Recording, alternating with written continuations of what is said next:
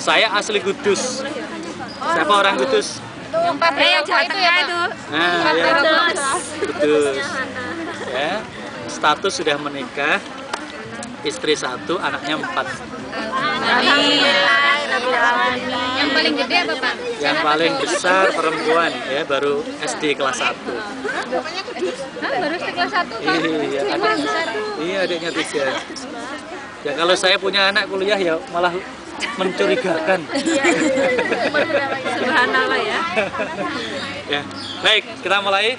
Boleh saya minta untuk mengawali belajaran kita yang hanya sebentar ini dengan bersama-sama membaca basmalah.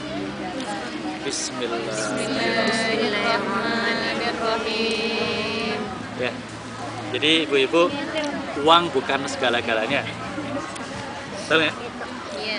Ya, tapi ya segala-galanya butuh Uang. ibadah, butuh uang. Ya, untuk pergi haji kita perlu sholat pun butuh uang nggak? Butuh. Buat beli mukena, buat beli sajadahnya, betul ya? Ya. Apalagi kalau sholat id beli baju barunya gitu. Enggak, kalau itu enggak ya. Berjuang menegakkan agama juga butuh uang. Ya. Dulu Islam ini bisa tegak, perjuangan bisa berjalan karena banyak didukung oleh para donatur yang luar biasa. Utsman bin Affan contohnya, itu juga adalah seorang pengusaha sukses. Ya.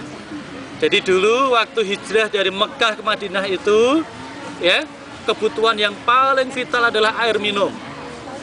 Ya, kalau dipasang padang pasir itu, ya, makanan nomor 2, nomor 1 minum. Nah, sumber air minum satu-satunya di Madinah dikelola oleh orang Yahudi. Ya, pada waktu hijrah, ya mungkin ada yang kaya waktu di Mekah, tapi tidak dibawa kekayaannya itu. Jadi semua orang yang hijrah dari Mekah ke Madinah itu sampai di Madinah ya semuanya pengembara semua. Ya, tidak membawa harta benda yang cukup banyak. Nah, orang Yahudi ini tahu bahwa orang Mekah itu butuh air, akhirnya dijual mahal sama orang Yahudi. Ya, karena yang namanya air semahal apapun orang butuh pasti akan dibeli karena nggak bisa diganti. Nasi bisa diganti roti, nggak ada roti bisa diganti Air. jagung, ya ubi dan seterusnya. Tapi kalau air nggak bisa diganti, ya. Jadi akhirnya dijual mahal dan tentu ini menjadi persoalan. Wong orang baru datang, nggak punya uang, beli airnya mahal. Ya, akhirnya Utsman bin Affan punya inisiatif. Perusahaan air minum yang dikelola Yahudi itu dibeli sama Utsman. Kaya nggak Utsman? Perusahaan PDAM dibeli. Akhirnya gratiskan semua air untuk orang Muhajirin dan juga untuk orang Madinah. Digratiskan. Pada waktu perang misalkan, apa bantuan Utsman? Ya, dia nyumbang onta, dia nyumbang kuda.